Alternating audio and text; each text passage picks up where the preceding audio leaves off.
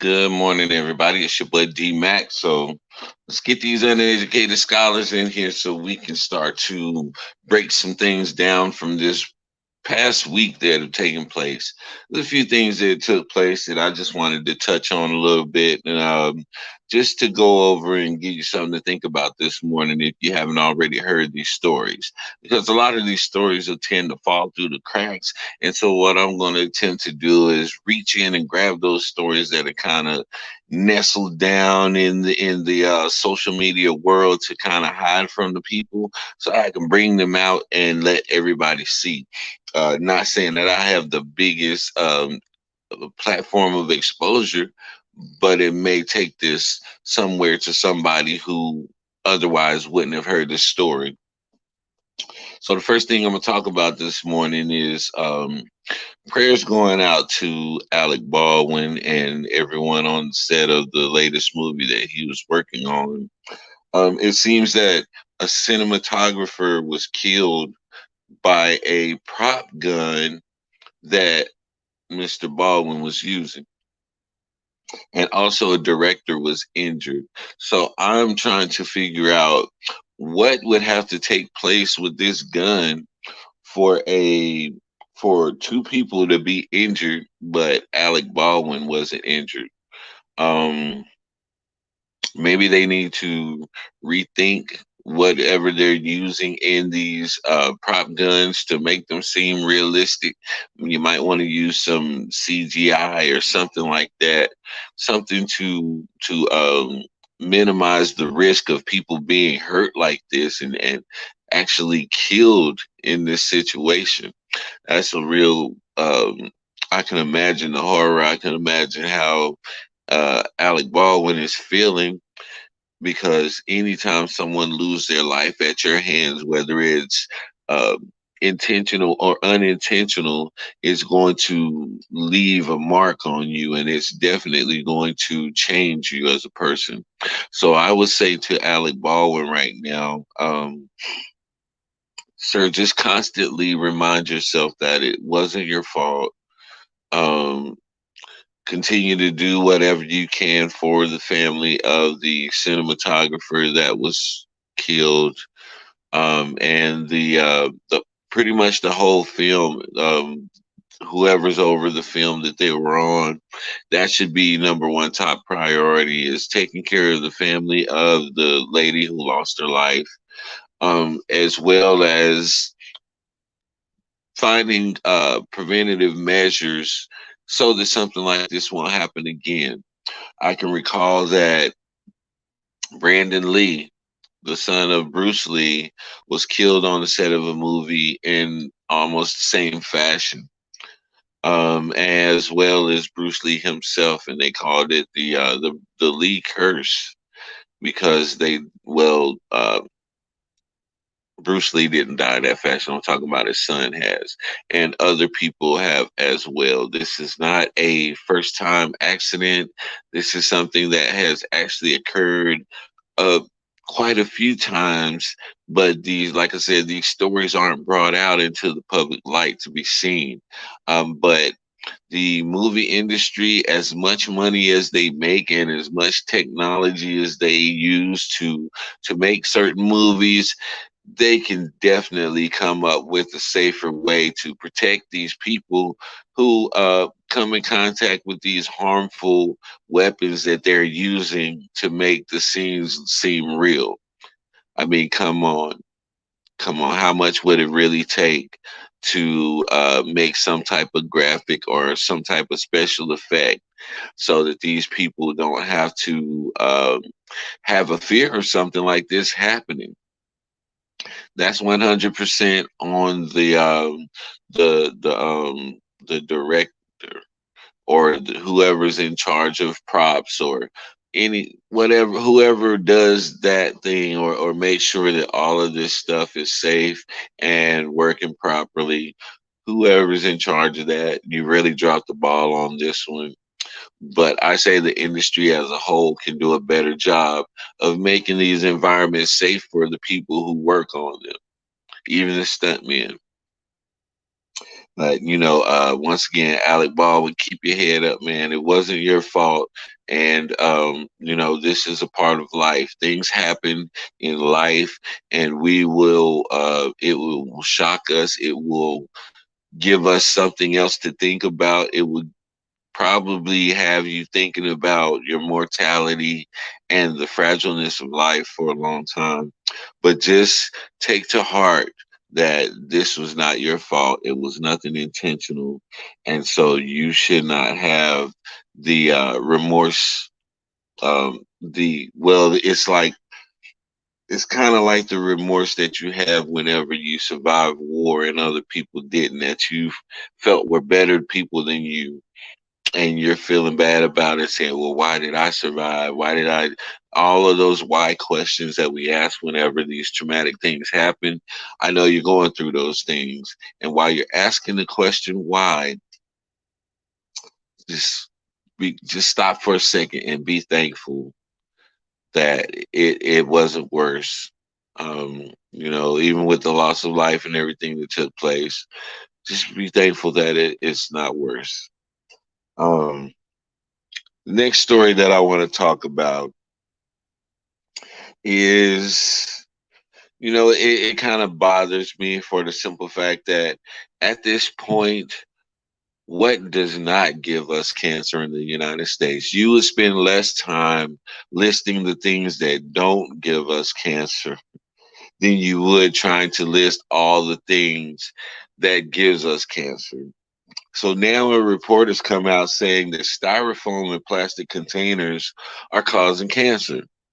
The whatever ingredients they use to make these containers, it chips off into people's food and stuff like that. And I'm talking about, the little containers that you take to work, the little containers that you get from restaurants to hold your food when you can't eat it all, or just when you get it to go.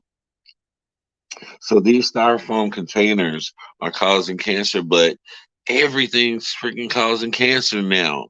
And salute to the Women with Positive Image. That's my wife's organization that she's a part of, and they're going to be doing a cancer walk tomorrow morning.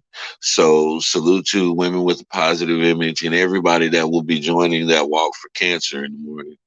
Um, but yeah, at this point, what doesn't cause cancer? I remember years ago a report coming out saying that milk causes cancer. Um, Lead causes cancer. Everything is causing cancer. Is it is it really everything is causing cancer, or is it that cancer is lying dormant in our body and just needs the right elements to cause it to react? That's what I'm starting to believe, because I mean, like I said, every time you turn around, this causes cancer. Johnson and Johnson products has asbestos in it, causes cancer. And speaking of Johnson and Johnson, this is on a side note. And I was reading about Johnson and Johnson, and this is what Johnson and Johnson has done. So. Because of these actions that are taken by Johnson and Johnson, I am boycotting them, and I will not use any Johnson and Johnson products.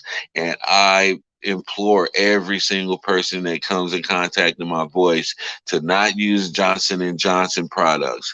This is what Johnson and Johnson has done. So you know that they were being sued because their baby powder and other products have caused cancer. Um,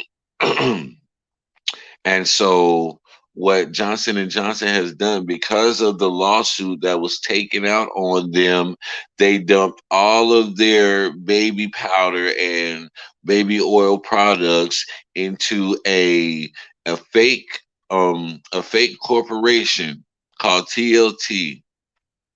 And what TLT has done, they poured all of those products into that company, made it separate from Johnson and Johnson, and then they filed for bankruptcy. And so anyone who filed a lawsuit against Johnson and Johnson for cancer caused by their products can now not They can't win anything in court. They can't receive any of the money from the settlement that they won against Johnson and Johnson because of a loophole, because they put it into that other company and filed bankruptcy. And you can't file a lawsuit against someone who filed bankruptcy. But this is the corruption of the United States. You see how these large companies can get away with killing people and harming people for a profit, and then they'll turn around and dodge responsibility by loopholes that the government has given them, and they're going to sit back and say it's all right. And then Elizabeth Warren is going to jump on TV to be a tattletale and tell what's being taken place, but nothing is being done about it. She claims that she has a bill that can fix that. The damage is already done. Why wasn't this being fixed before? This is nothing new in the news. All right. So I'm sick of these Democrats and Republicans alike always being reactive and not proactive in situations. And this is a great loss of life that takes place because people are not being proactive and they're sitting back playing politics with people's lives. So I'm sick of this whole thing with these large companies getting away with murder, and they are literally getting away with murder. So I do not support Johnson and Johnson. I boycott Johnson and Johnson. Anything coming from Johnson and Johnson, I will boycott. And I petition every single person to boycott Johnson and Johnson until they compensate those people for the losses that they have taken, for the health issues that they're going through because of Johnson and Johnson products. That's the least we could do. We always talking about how things are unfair and how we care so much. Well, where is the protests against Johnson and Johnson?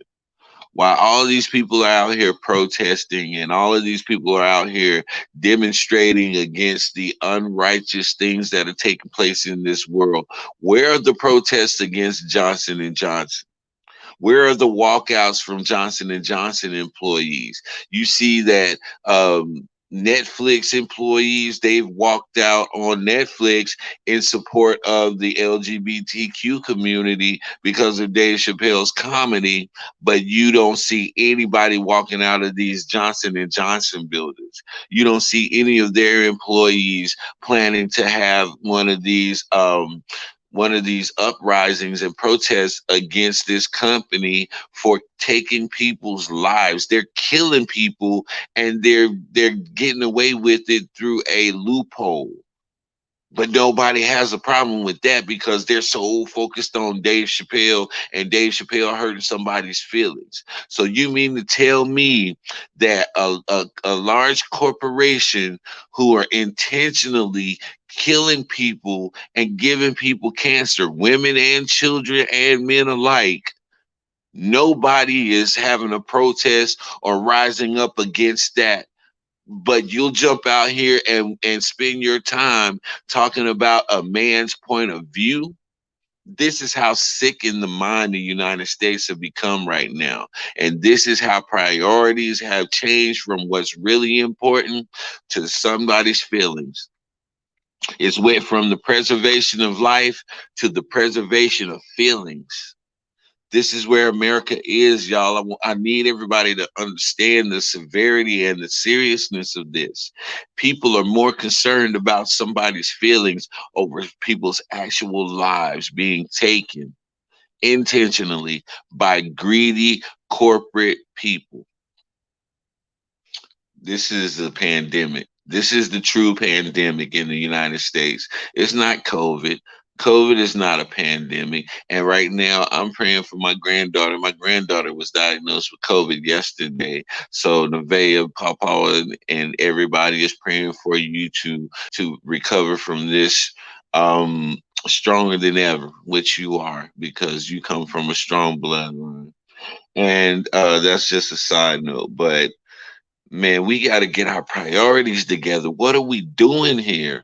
What are we really doing when we say that a specific group of people's feelings are more important than actual people's lives and people dying and not getting justice for it at all? And there's nobody walking out of those Johnson and Johnson buildings with picket signs. So when we talk about social justice and talk about doing what's right by the people, this right here is my wake up call. Well, I've already woken up to the fact, but this right here is just a pinch to remind me that people don't care. People don't care about other people. They care about how they look. They care about their image, but they don't care about other people unless it benefits them. The only time that they will show that they care is when it's a benefit to them. But I'm gonna get off that because it's kind of you see where my energy level is going when I talk about this. I hate this injustice, and so I'm gonna move on to another story. Now, surgeons have attached a pig kidney to a human body, and it worked for 54 minutes. Whoop de doo. What good is that when you still have people out here harvesting organs of black people? We're still trying to find out what happened to Jelani Day and what happened to his organs. We're still trying to find out what happened to the young brother in Chicago and his organs. Okay, you're talking about uh, getting a pig organ to work in a human. Good. Maybe you can start leaving our people alone and start butchering pigs and using their body parts instead of black people. That would save us some trouble right there. Just a side note.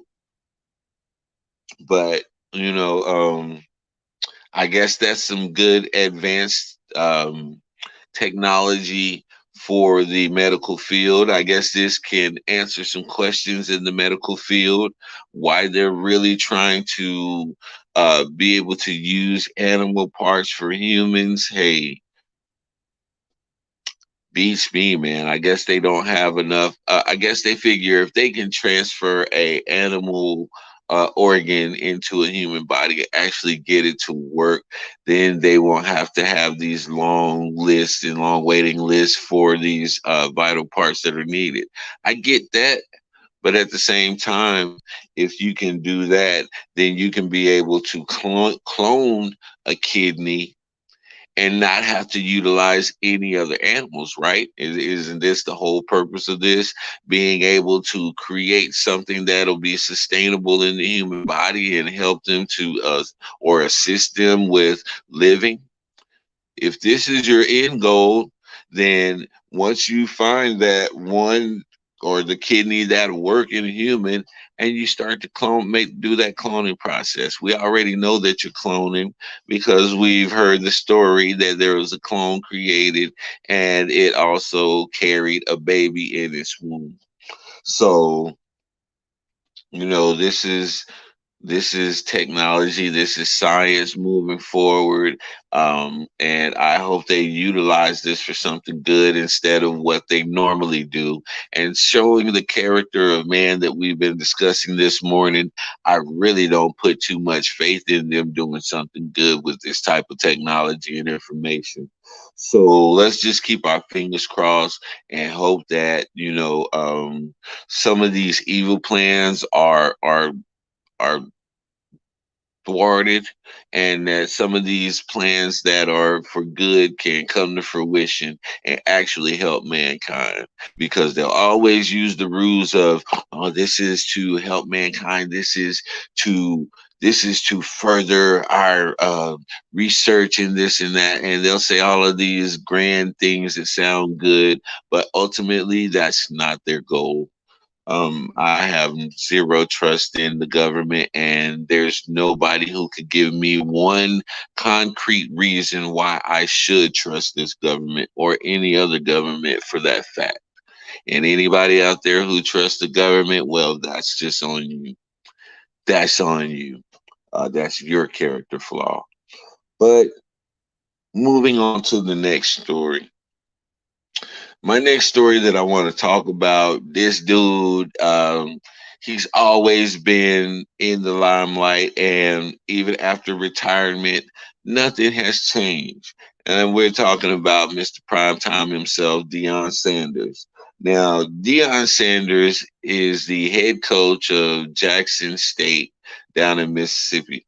And this is a college, this is a HBCU, and he has brought a lot of attention to the Jackson State University campus. But this is my thing. And you know, I always have a problem with something. That's just me. But I'm going to say what I say and I'm going to stand on it. I feel like he's the P. Diddy of Jackson State. He's that coach that's all in your videos, dance, you know what I'm saying? He's always got to be the center of attention and things of this nature. Where really it's a double-edged sword because yeah, the amount of celebrity and the amount of bravado that he brings to anywhere he goes is going to be electric. But at the same time, you don't want to overshadow your players. And it may not be Dion's intention, but it definitely is the media's intention. And so the media is placing so much attention on Deion Sanders himself, the coach, that they're not putting the proper light on the players and the school as they should. Now, I guess you could say, well, if you hear Dion, then they're gonna say Jackson State in this. Yeah, okay, cool. But it's all about Dion. He's always the center of the story. So when we hear about Jackson State, will we hear about Jackson State without Dion's name being brought up at any time?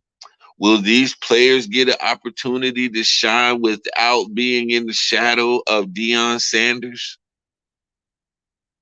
That's no knock on Dion, man. That's just his personality. He's always been larger than life. But people have to understand, and I'm talking when I say people, I mean the media have to understand that Deion Sanders is not playing. Deion Sanders is not the player out there on the field making those plays. Deion Sanders is not going to re-enter the draft and go back into the NFL again. And so all of this exposure that's being given to Deion Sanders, not the Jackson State team, is not um it's not helping a lot of these guys. And we're gonna see over time, you know, it's gonna kind of die down. The hoopla is going to kind of dissipate a little bit because it was like that with Brett Favre when he started coaching down in Laurel, Mississippi at the high school down there.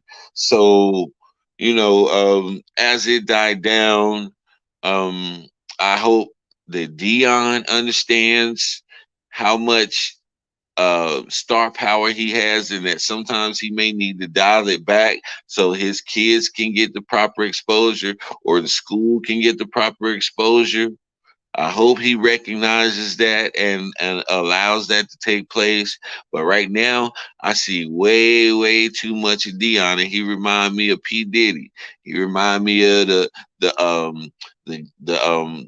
the manager who's all in your videos all the time, and you know you can't do nothing without his voice being on it or him being acknowledged in some way, shape, or form on the track, on the video, or on anything that had Bad Boy attached to it. And you know that's a narcissism thing, but that's neither here nor there. But Dion, yeah, man, you get far too much shine. You need to let your players start getting that shine, and the school get that shine, and just use it to your advantage, and don't take advantage of it. That's all I got to say about Dion. Other than that, man, salute, and y'all have a great season. And the last thing I want to talk about, man, and this is something that a lot of people have been through, a lot of people are going to go through, and it's a touchy topic, but it has to be addressed. So earlier this week, Dr. Dre was at his grandmother's funeral, and he was served with divorce papers. Um, All right, so you say, man, that's cold blooded, man. They served him with divorce papers at his grandma's funeral. Well, if you can't get a hold of this person at their home and this person is not responding to any contact from you, then what do? You serve them wherever they're going to be, and wherever that may be, it doesn't matter what is going on, because they should have never been ducking the situation in the first place. And that's how we end up having situations like this to take place, where people are being served by lawyers in these funerals and just unexpected places, is because this person has not made themselves available, or their team have not made themselves available to deal with this issue at hand. So why should Dr. Dre be getting served at his grandmother's funeral when he has a legal team? I'm very sure he has a great legal team to deal with his divorce issues. So why is he avoiding this? Why is he put himself in a position to where this lawyer felt like they had to catch him in a public setting such as his grandmother's funeral? Well, this is because Dr. Dre has been ducking them. So apparently he put himself in this position, and on the outside looking in, we'd be like, whoa, that's so cold. This man is grieving his grandma, and you just gonna give him these. That's a part of your life. And regardless of whether you want to deal with it in that moment or not, then some things are beyond your control, and you don't get to choose when everything happens. And so this is what Dr. Dre has to understand. This is why this story is out here now. You created that situation because of your lack of wanting to deal with the situation that you had going on as far as your divorce from your wife. So now you've been served, and you have no other choice but to deal with it. But this is what took place. He turns away so that the papers don't touch his hands, because legally, if you don't touch the papers, then you haven't been properly served. But why would you not want to go ahead and get this done and over with? This is a control thing. Whenever a person does not want to let go of a situation that is dead, and they want to try to control the terms of it, that's a controlling person. And we've always heard the stories about Dr. Dre allegedly being a controlling person and having a lot of those controlling attributes when it comes to his relationships. So let's not just sit here and act like Dr. Dre is some victim in the case. He has a large role to play in this as well. And now he's trying to avoid it, but there's some things that are just unavoidable, and all you're really doing is prolonging the inevitable. So if you continue to run from your problems, Dr. Dre, they're only going to build up, and they're only going to become more significant later on as you slow down and think that you've gotten enough distance between you and that problem. And so this may have something to do, well, not something to do, but it absolutely correlates with your daughter talking about how you don't take care of her.